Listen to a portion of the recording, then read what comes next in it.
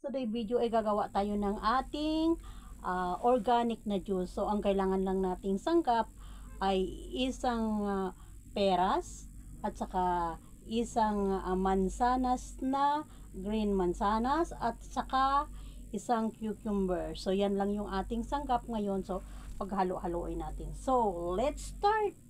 So unahin muna natin yung apple. Lagay natin yung hiniwa nating green na mansanas.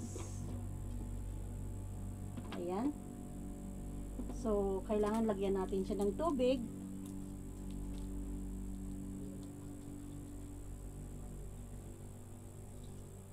Malamig na yung tubig na aking ginamit dyan para hindi na ako gagamit ng ice. So, start na natin.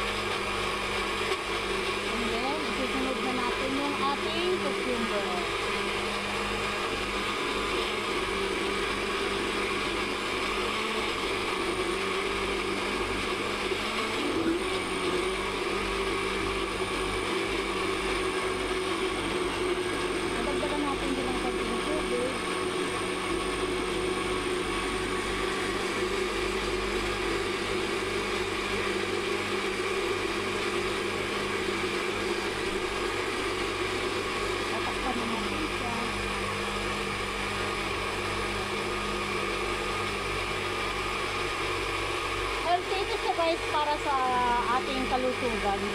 So, hindi na ako kumakain ng prutas. So, yan na lang yung kinakain ko. Yung iniinom ko, hindi pala kinakain ko. Yan na lang yung iniinom ko. Kailangan inumin mo ito siya ng empty stomach siya.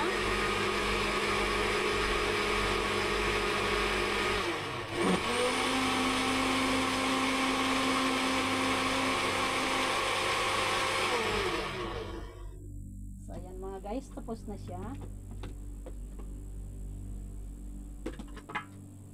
And then, kailangan na natin siyang ilagay dito. Isasala muna natin siya.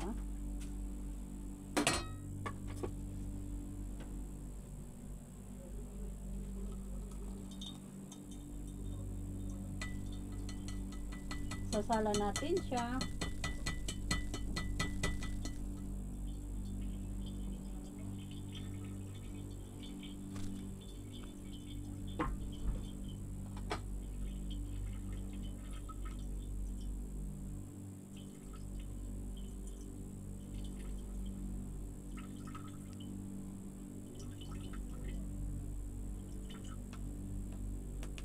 Para as in yung juice lang natin, yung katas lang talaga niya ang ating makukuha.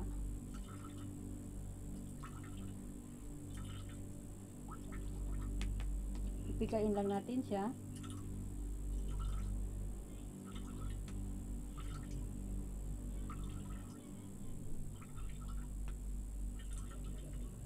And then tanggalin na natin ito siya para mailagay naman natin itong yun natira.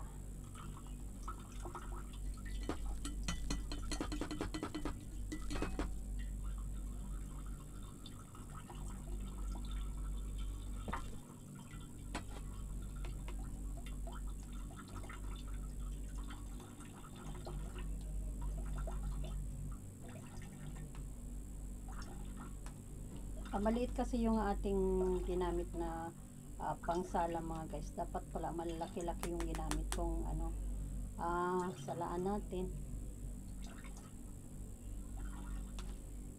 para mabilis sana.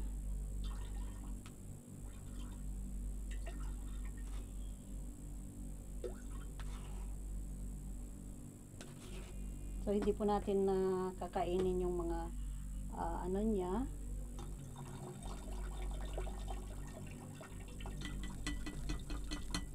papal niya mga guys. Kailangan talaga yung gatas lang natin ang ating kukunin.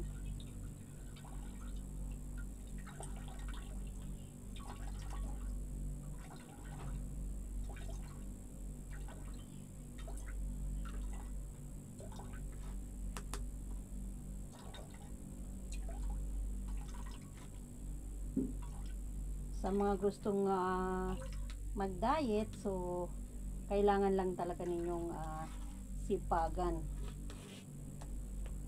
Kailangan lang ninyong sipagan para kayo maka-diet kayo ng yung normal na pagda-diet. So hindi na ninyo kailangan pang bumili ng mga tabletas o kung ano-ano pa yung naiisip ninyo. So pwede na ito siya, mas organic pa siya mga guys. So yun lang mga sanggap natin. Kailangan lang natin ng isang peras, isang cucumber, at saka isang mansanas na green na mansanas, green apple. Yan yung sanggap natin.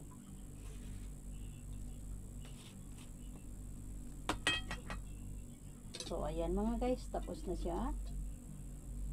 Nasaan na ba yung butas? Ayan.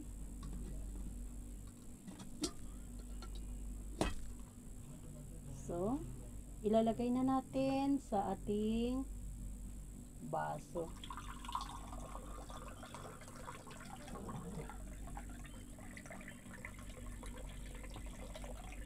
So, sa